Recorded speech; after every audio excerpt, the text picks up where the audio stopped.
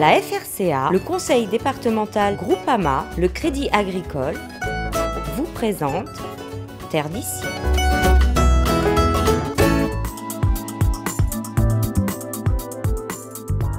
En 3 décennies, le lycée agricole Émile Boyer de la Giraudet a formé et forme encore aujourd'hui des milliers de jeunes réunionnais aux différents métiers du domaine agricole.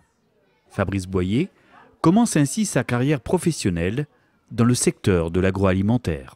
Ma première formation, c'est un DUT agroalimentaire. Donc j'ai travaillé à la fois en métropole dans des entreprises comme Pernod Ricard. J'ai travaillé aussi chez Danone Réunion. Mon dernier poste en agroalimentaire, c'était aux Brasseries de Bourbon, où je m'occupais de la fabrication bière dans le fond de la rivière Saint-Denis. Mais très vite, Fabrice aspire à d'autres objectifs et responsabilités. Grâce au lycée agricole de Saint-Paul, il se donne alors les moyens de réaliser ses projets. Oui, en fait, j'avais 2 projets. Un projet de vie, c'était plutôt d'avoir une formation agricole pour avoir un métier d'agriculteur, mais j'avais aussi une vocation à vouloir travailler pour La Réunion. Donc j'avais besoin d'une formation à la fois agricole et une formation d'ingénieur pour avoir des missions un peu plus générales pour travailler et œuvrer pour l'île de La Réunion. L'opportunité au lycée Émile Boyer de la Giraudet était de mettre en place une formation d'ingénieur par voie professionnelle avec une partie tronçon à distance et une partie dernière année d'école d'ingénieur en métropole. Et ça m'a vraiment permis d'associer à la fois de travailler mais en fait de faire aussi la formation d'ingénieur. Expérience extraordinaire. Au début des années 2000, Fabrice démarre ainsi une formation d'ingénieur aux techniques agricoles, un cursus qu'il entreprend en parallèle de son activité professionnelle. Ce que je retiens, c'est l'épanouissement, parce qu'à cette époque-là, d'abord c'était extrêmement riche, extrêmement dense, donc on sort de sa zone de confort, et ensuite à l'issue de ça, on se rend compte de notre potentiel et on se rend compte de notre capacité à pouvoir faire autre chose. Et aujourd'hui, je suis assez épanoui dans mes missions, mon projet de vie, mais aussi dans mon projet professionnel. Et bon, j'aspire aussi à d'autres projets. Son diplôme d'ingénieur en poche, l'opportunité d'intégrer le parc national de La Réunion se présente alors pour lui en 2008. Donc 1 an après la création du parc, ils étaient en recherche de Réunionnais, de locaux, pour mettre en œuvre la stratégie du parc. Et à cette époque-là, ils cherchaient effectivement un responsable d'antenne sud. Et donc j'ai été recruté pour mettre en place l'antenne, recruter les équipes, les former et commencer à mettre la stratégie du parc en place dans le sud, dans le secteur sud du parc. C'est une expérience extraordinaire. Là aujourd'hui, on est en train de dérouler en fait un projet de territoire.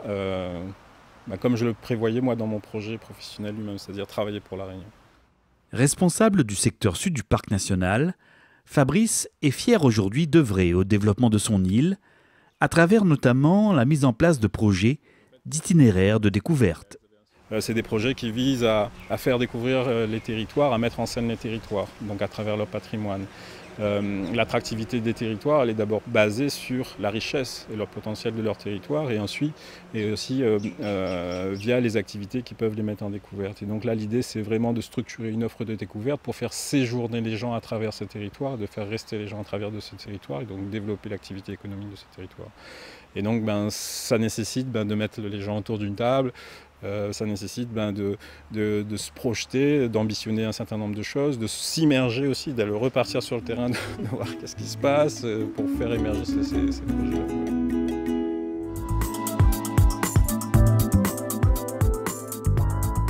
Ce jour-là, Claudine Lallet-Coupandé a laissé son travail de bureau pour le terrain. Responsable du SPANC, le service public d'assainissement non collectif de la ville de Saint-Paul, elle procède au contrôle d'une fosse septique chez un particulier. Là, on va vérifier donc la hauteur de boue dans la fosse, c'est-à-dire le taux de remplissage de la fosse pour savoir s'il faut la vidanger ou pas. Donc sur une fosse septique, il faut la vidanger quand on atteint les 50%. Donc là, d'où la sonde graduée, donc on va vérifier cette hauteur. Donc pour cela, il suffit juste de mettre la sonde à l'intérieur et attendre que ça bip. En quelques secondes, en effet, le verdict tombe. Donc là, on est à 90 sur une hauteur de 1,10 m. Donc on voit que le taux de remplissage n'est pas atteint au niveau des 50%. Encore de la marge? Il y a encore de la marge, effectivement. Donc sur ce genre d'installation, si on est à pleine occupation, Une famille de 5-6 personnes, il faut envisager une vidange à peu près tous les 5-6 ans. Une opération simple à réaliser, dont Claudine nous rappelle cependant toute l'importance. Ça reste une installation avec des eaux usées. Donc vous avez la possibilité, donc, avec derrière des risques de pollution de l'environnement, des nappes d'eau. Donc derrière, donc, en faisant contrôler, ça nous permet également d'informer l'usager s'il y a des dysfonctionnements mineurs pour lesquels ils peuvent intervenir avant que ça s'aggrave. Donc notamment également sur la fréquence de vidange. Donc ça nous permet de jouer un rôle de conseil auprès de l'usager. Si Claudine maîtrise si bien son sujet, c'est notamment grâce à la solide formation qu'elle a suivie à Saint-Paul, au lycée agricole Émile Boyer de la Girodée.